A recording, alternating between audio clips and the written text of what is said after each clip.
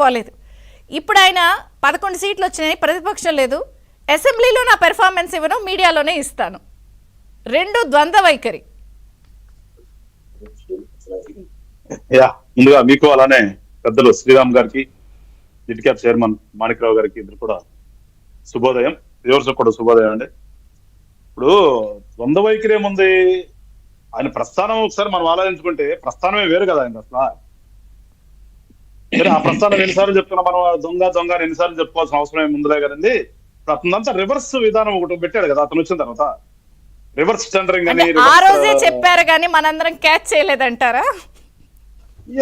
ఇప్పుడు ఆయన పాప ఎప్పుడు చెబుతాను ఉన్నాడు, మనం అర్థం చేసుకుంటాం అంటే కొంచెం భాష, ఎందుకంటే ఆయన ఇంగ్లీష్ మీడియం తెలుగు మీడియం అంటున్నాడు కదా, అందుకని భాష మనకి అర్థం కాక అర్థం చేసుకోలేకపోయాం, కానీ అంతకు మించి ఏం లేదు.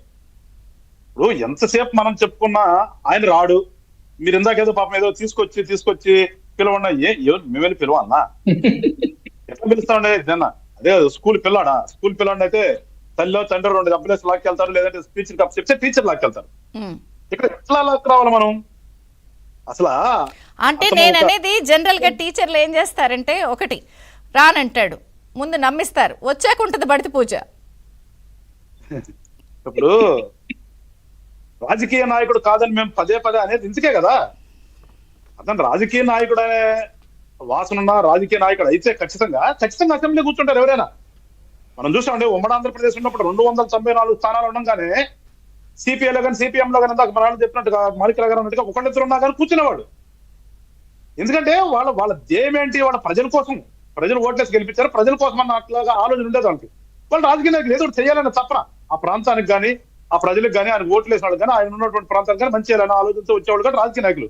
ఇప్పుడు అది కాదు కదా వీళ్ళది ఏంటి, వీళ్ళ ధ్యేయం ఏంటి, వీళ్ళది మాకు అధికారం అంటే మేము ఎట్లా దోసుకోవచ్చు, ఇది కదా. పాపం ఇప్పుడు ఆయన అసెంబ్లీకి రావట్లేదని మీరు బాధపడుతున్నారు చెప్తే, జనం అయితే ఎవరు బాధపడతలా. నేను మళ్ళీ చెప్తున్నా, ఇప్పుడు మీ ప్రభుత్వం మీద ఆయన ప్రెస్ మీట్లు పెట్టి బురద జల్లుతున్నాడు. ఏందండి ఆయన జల్లేది? ఆయన జల్లితే జల్లించుకుంటాను, ఇక్కడ అతుక్కుంటా ఆయన జల్లాలి. ఏంది ఆయన జల్లేది? అసెంబ్లీలో ఉండి ఏం చేశాడు? ఏదో చంద్రబాబు నాయుడు గారు కొన్ని తీసుకొచ్చి మరి అంత ముందు తెలియదు ఏదో వేసాడు, ఏమంటాం మనం, ఫోటోషూట్ లాగా పెట్టి చూపించారు కదా, డిజిటల్ స్క్రీన్లు పెట్టి చూపించాడు.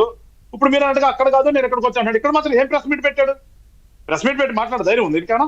మొన్న కూడా చూసారు ప్రెస్ మీట్ లో అంటే ఎడిట్ చేశారు, మళ్ళీ వాళ్ళ అన్ని డిజిటల్ స్క్రీన్ మీద వస్తూ ఉన్నాయి.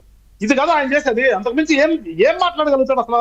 మనం అనుకుందాం కాసేపు అసెంబ్లీకి వస్తాడు, అసెంబ్లీకి వస్తే ఏం మాట్లాడాలి? ఆయనకేం తెలియకో అర్థం కాక రావట్లేదు, ఆయనకి అన్ని తెలిసి అర్థమయ్యే ఆయనకున్నటువంటి దొంగ సలహాదారులు చెప్తున్న దాని మీద ఆయన అసెంబ్లీకి రావట్లా. అసెంబ్లీకి వస్తాడు, ఫర్ ఎగ్జాంపుల్ మాట్లాడాలి, దేని మీద మాట్లాడతాడు?